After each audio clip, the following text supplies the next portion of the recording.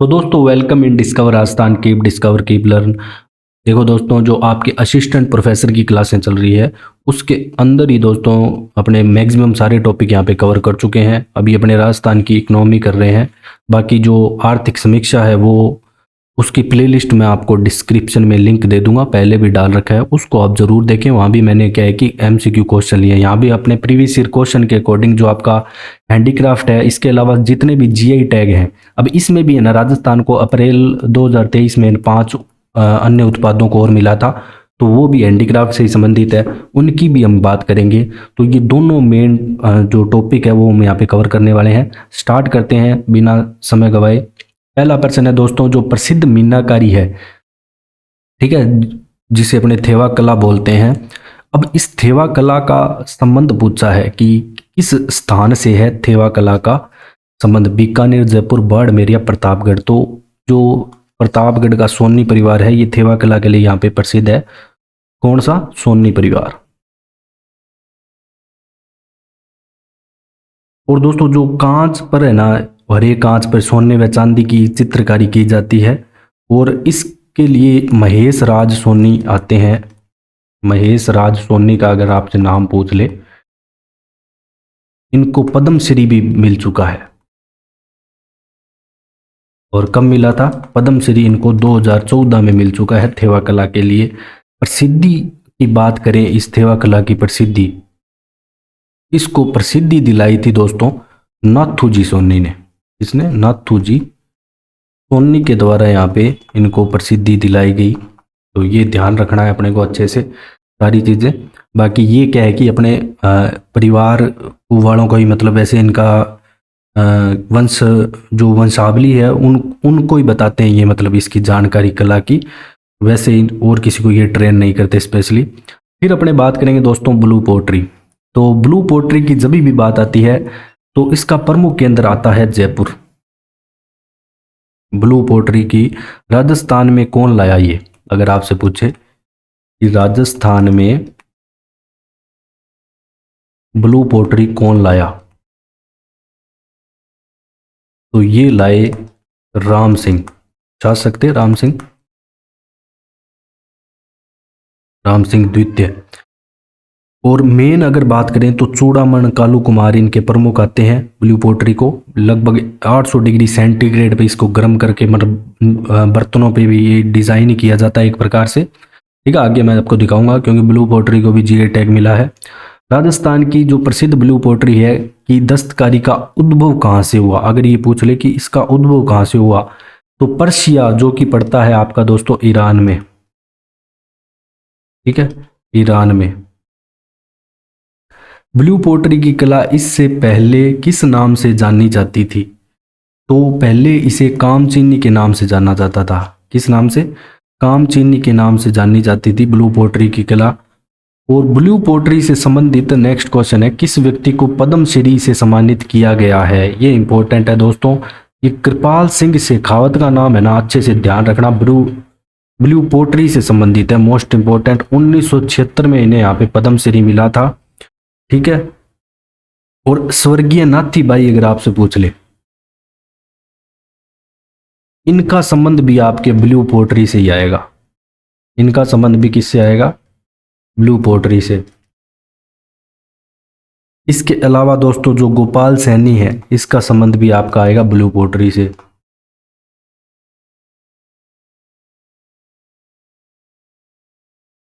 Next question है, निम्न में से राजस्थान का, 1 सेकेंड, कौन सा स्थान ब्लैक पोट्री, पहले हमने क्या पढ़ा दोस्तों? Blue poetry. अब अपने बात करेंगे ब्लैक पोट्री। ब्लैक पोट्री के लिए प्रसिद्ध है कोटा।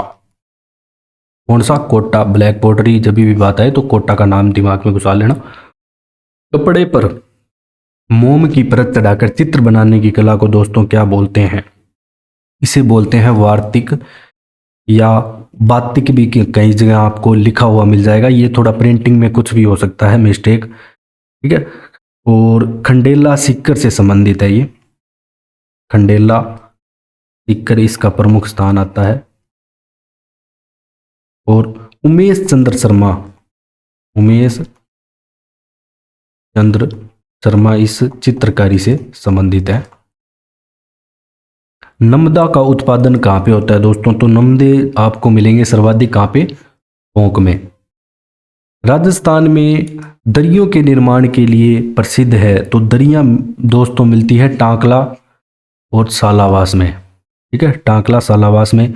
बादला क्या है दोस्तों? ये अ, आपके बर्तन होता है जिंक से। कौन सी धातु से? जिंक धातु से निर्मित पानी की बोतल है। इसमें पानी क्या है कि गर्म नहीं होता, ठंडा रहता है पानी ज़्यादा देर तक। और ये बादले है ना, कहाँ के फेमस है? बादला पूछ ले, ये भी आपके बार बार एग्जाम में पूछा जाता है। तो बादले जोधपुर के फेमस है, तो ये मोस्ट इंपॉर्टेंट है, बादले वाला जरूर करके जाना। मथेरन किस जिले की प्रसिद्ध लोक कला है दोस्तों? मथेरन आपकी आ जाएगी बीकानेर की। ठीक है, मथेरन कला बीकानेर की प्रसिद्ध है।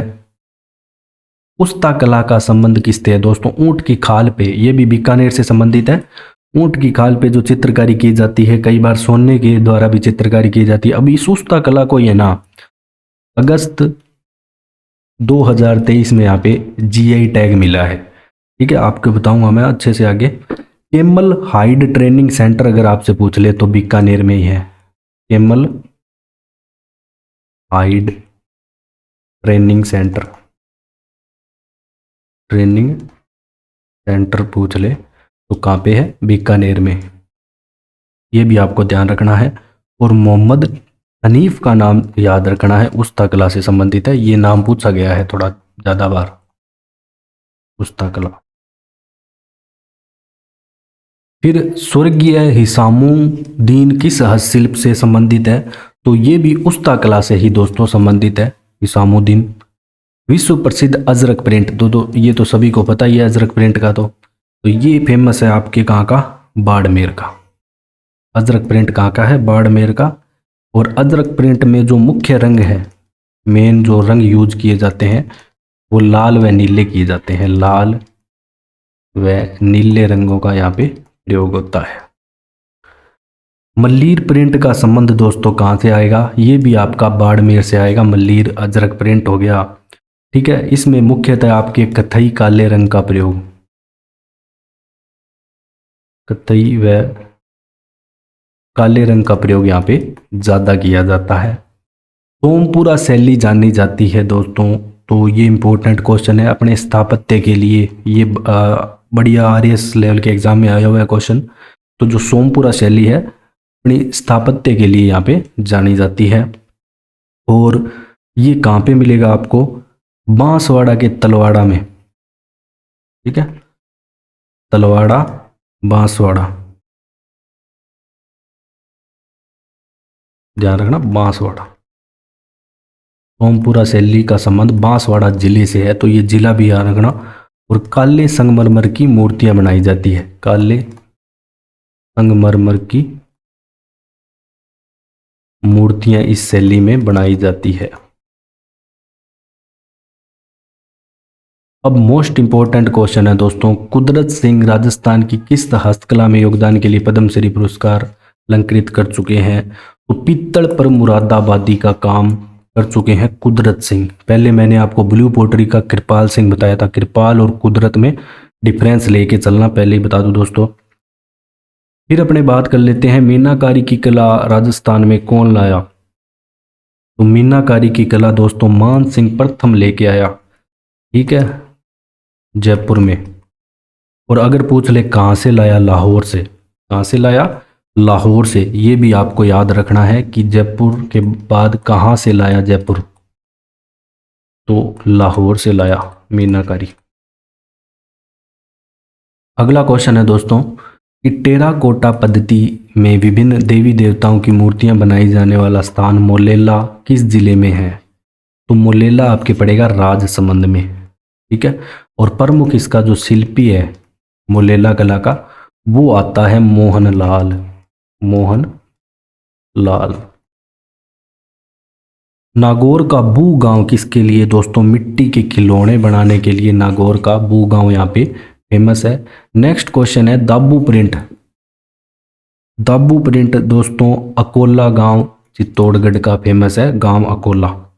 ठीक है, अगर आपसे पूछ ले कि मोम का दाबू कहाँ का प्रसिद्ध है, तो ये है दोस्तों सवाई माधोपुर का। सवाई माधोपुर का। अगर आपसे पूछ ले मिट्टी का दाबू, मिट्टी का दाबू, तो ये प्रसिद्ध है बालोतरा का। ठीक है, बालोतरा अब तो जिला बन गया लगा। गेहूं के बिंदण का दाबू, गेहूं के बिंदण का दाबू, तो ये है बगरू, चित्तौड़गढ़ का फेमस है। तो ठीक है, कागजी टेराकोटा के लिए दोस्तों यहाँ पे कौन सी जगह प्रसिद्ध है? तो कागजी टेराकोटा की बात करें तो अलवर का नाम आएगा, ध्यान रखना, कागजी अगर वहां पे लग जाएगा तो। पिछवाई पेंटिंग का संबंध दोस्तों सभी को पता होगा, फेमस है ये तो, नाथ द्वारा श्री कृष्ण राधा कृष्ण भगवान के चित्र यहाँ पे उकेरे जाते हैं पर्दे के ऊपर।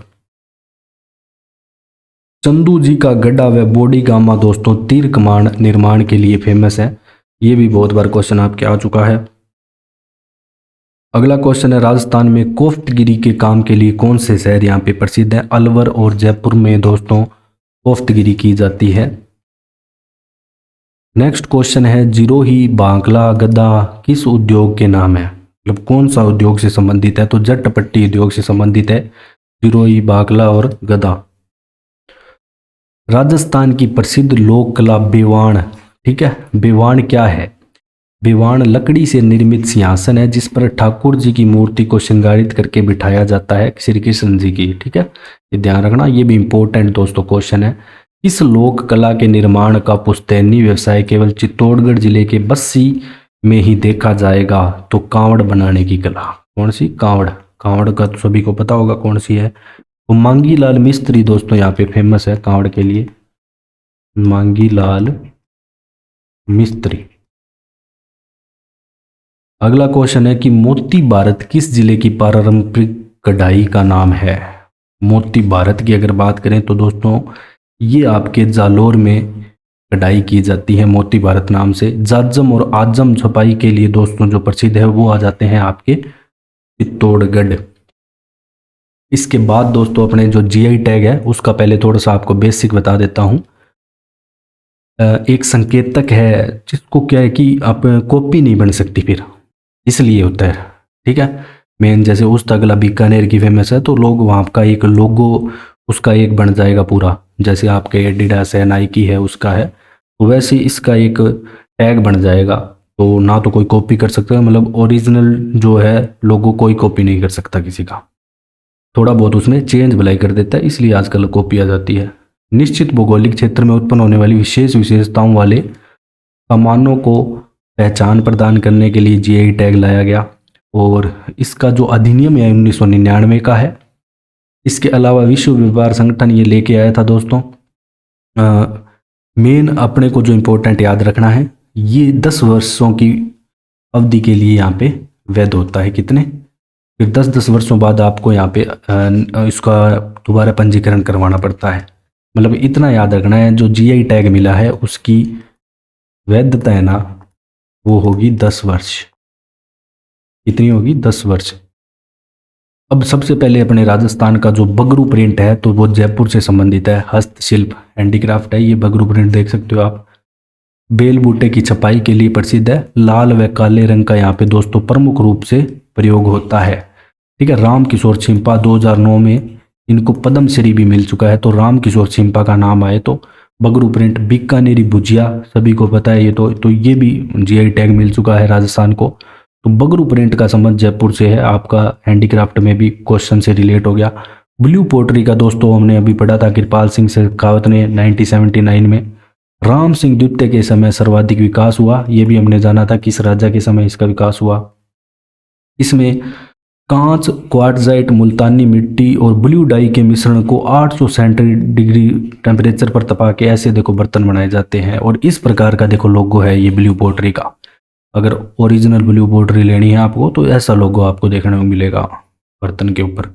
और इस प्रकार के ये बर्तन वगैरह हैं ब्लू पोट्री से संबंधित। कठपुतली की बात करें तो राजस्थान की है और अरडू की लकड़ी की बनी होती है कठपुतली। उदयपुर, जयपुर, चित्तौड़गढ़ की सिद्ध है। देवीलाल सांबर ने अंतर्राष्ट्रीय इसको प्रसिद्ध किया था। तो ये पूछ सकता है कि किसने अंतर्राष्ट्रीय प्रसिद्ध किया? देवीलाल सांबर ने कठपुतली को। तो जो कठपुतली लोगो है इसको भी मिल चुका है, ये छठा है। कोटा डोरिया साड़ी दोस्तों कोटा की, तो ये मोस्ट है। कोटा डोरिया और लोगो दोनों अलग अलग हैं, ठीक है। मकराना का जो संगमरमर है उसे यहाँ पे मिल चुका है दोस्तों।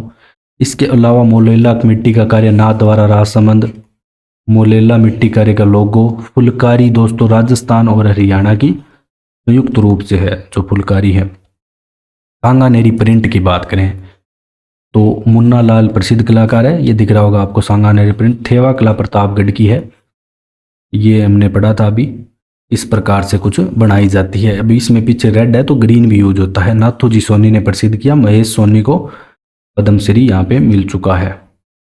फिर बात करें दोस्तों पोकरण पोट्री जो जैसलमेर की है, ये भी यहाँ पे प्रसिद्ध है। सोजत की मेहंदी प्रसिद्ध है जो कि पाली में पड़ता है। नेक्स्ट अब दोस्तों जो इम्पोर्टेंट है वो ये वाले हैं, क्योंकि ये अगस्त 2023 में दिए गए हैं जीआई टैग 5 वस्तुओं को। जो पिछवाई कला है नाथ द्वारा की, नरोत्तम लाल शर्मा प्रमुख पिछवाई चित्रकार हैं। देख सकते हो आप, इस प्रकार की होती है दोस्तों कुछ पिछवाइयाँ। फिर अगर बात करें जोधपुरी बंदेज की, तो बंदेज जोधपुर का फेमस है, ध्यान रखना। बंदेज के लिए तैयब खां को यहाँ पे पद्मश्री मिल चुका है। इसके अलावा दोस्तों जो कोफ्तगिरी है वो उदयपुर की है। ऐसे हथियारों पे भी देखो ये डिज़ाइन वगैरह पूरा ऐसे उकेरना, ये कोफ्तगिरी कहलाती है। उस्ता कला बीकानेर की, हिसामुद्दीन उस्ता का नाम मोस्ट इम्पोर्टेंट। राय सिंह का समय उस्ता कला का स्वर्ण काल था, सिर्फ उस्ता कला की बात कर रहा हूँ, ठीक है। वैसे अगर आपसे चित्रकारी का उत्कृष्ट काल पूछते हैं तो राजा अनूप सिंह आएगा बीकानेर की बात करें तो। उस्ता कला को बढ़ावा देने हेतु बीकानेर में केमल हाइट ट्रेनिंग सेंटर की स्थापना दोस्तों 1975 में की गई। इसके अलावा इलाही बख्श ने ऊंट की खाल पे महाराजा गंगा सिंह का चित्र बनाया, तो ये इंपॉर्टेंट है। ऊंट की खाल पे महाराजा गंगा सिंह का चित्र किसने बनाया? इलाही बख्श ने बनाया, तो ये ध्यान रखना, इलाही बख्श कैसे भी लिख लो, ये थोड़ा सा इलाही बख्श बस याद रखना। और इसके अलावा दोस्तों जो कशीदाकारी क्राफ्ट है बीकानेर की, ये उस्ता कला है, देख सकते हो आप। तो ये जो 5 मैंने अभी आपको बताए, ये अभी लेटेस्ट मिले हैं अगस्त 2023 में, इनको तो आप पढ़ के जाना ही जाना।